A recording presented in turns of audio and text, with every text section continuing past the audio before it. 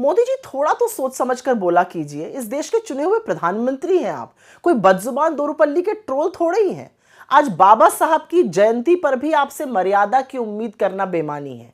आज भी आपने कांग्रेस को कोसा और यही नहीं, एक वर्ग को पंक्चर बनाने वाला तक कह डाला। खैर, आप खुद तो हरियाणा में रैली संबोधित करने के लिए निकल लिए। आपके अंदर तो इतनी भी तमीज नहीं थी कि बाबा साहब को सेंट्रल हॉल में पुष्पांजलि देते। सब लोग आए, लेकिन आपको आज भी भाषणवीर बनना ज्यादा प्रिय था, आप निकल लिए।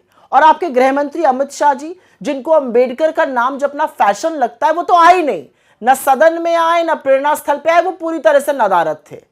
पहले बाबा साहब का सम्मान करना सीखिए, उनके संविधान को खत्म करने के लिए हर हथकंडा अपनाना बंद कीजिए और फिर बाबा साहब की बात कीजिएगा।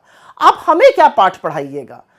खरगे जी हमारे चुने हुए सम्मानित अध्यक्ष खुद दलित समाज से आते हैं, अपने दम पर, अपनी लगन से, अपनी मेहनत से यहां तक पहुंचे हैं। छकड़ा भर जगह तो सरकारें हैं आपकी, एक जगह दलित मुख्यमंत्री क्यों नहीं बना पाए आप। अब बाबा साहब की बात करिएगा। सारी दुनिया जानती है कि आरएसएस में दलितों का क्या हाल है।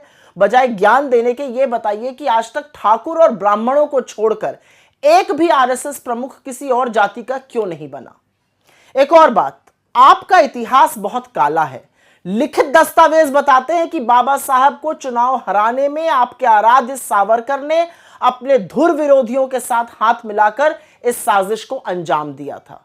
और ये कौन नहीं जानता कि आपके जनसंघ और आरएसएस के पुरखे, चाहे वो गोलवलकर हो, सावरकर हो, श्यामा प्रसाद मुखर्जी हो, उन्होंने ना सिर्फ बाबा साहब को अपशब्द कहे, बल्कि उनकी तस्वीरें और संविधान की प्रतियां भी जलाई और बहुत भला बुरा कहा था इस संविधान को।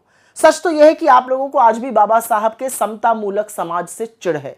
तभी तो आपके तमाम नेता, सांसद और मंत्री और संघ के लोग कितनी बार संविधान बदलने की बात कह चुके हैं। अच्छा होगा अगर आज के दिन आप थोड़ा आत्ममंथन करते और सोचते कि जो आपकी नफरत और विभाजन की राजनीति है, वो मेरे देश को किस रास्ते पर ले जा रही है, और वो रास्ता बाबा साहब के विचारों से, उनकी सोच से, उनके बनाए संविधान से कितनी दूर है। कुछ नहीं तो आज तो भाषण के बजाय बाबा साहब को प्राथमिकता देते।